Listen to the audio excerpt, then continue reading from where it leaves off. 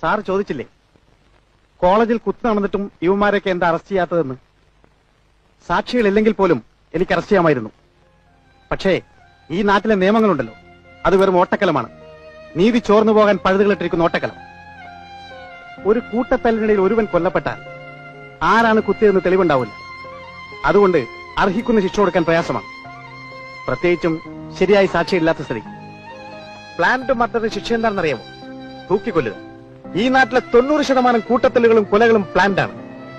അതിലൊക്കെ പ്രതികളെ ശിക്ഷിക്കാൻ ഈ നാട്ടിലെ നിയമത്തിന് കഴിഞ്ഞിരുന്നുവെങ്കിൽ ഇവിടെ തൂക്കുമരങ്ങൾ തികയില്ലായിരുന്നു.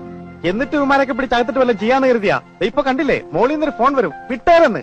എന്ത് പോക്കത്രം കാണിച്ച് ആര് അറസ്റ്റ് ചെയ്താലും അവരെല്ലാം ഓരോ പാർട്ടി പ്രവർത്തകരായിരിക്കും. അത് തേച്ചു മാറ്റിയാലും ഓരോ പാർട്ടിക്കാർ വരും, മിനിസ്റ്റർമാരുടെ പ്രൈവറ്റ് സെക്രട്ടറികളും. ഇവരുടെയൊക്കെ ചെരുപ്പ് നിൽക്കുന്ന പട്ടികൾ ഈ നാട്ടിൽ ചില പത്രക്കാര്. അവരെല്ലാം പോലീസിന്റെ കഴിവില്ലായ്മ കൊണ്ടും അനാസ്ഥ കൊണ്ടാണ് കേസ് കഴിഞ്ഞത്. പിന്നെ ഇവിടുത്തെ പോലീസുകാരൻ ഈ നാട്ടിൽ എന്ത് ചിരക്കാനാ? സോറി, ഞാനൊരല്പം ഇമോഷണൽ ആയിപ്പോയി. കാക്കിയിട്ട ഇമോഷൻസും സെന്റിമെന്റ്സ് ഒന്നും പാടില്ലെന്നാ. പോലീസുകാരെന്നൊരു പേരേ ഉള്ളൂ. ശരിയായിട്ടുള്ള കള്ളന്മാര് ഞങ്ങളാ, ജീവിക്കാൻ വേണ്ടിയാ.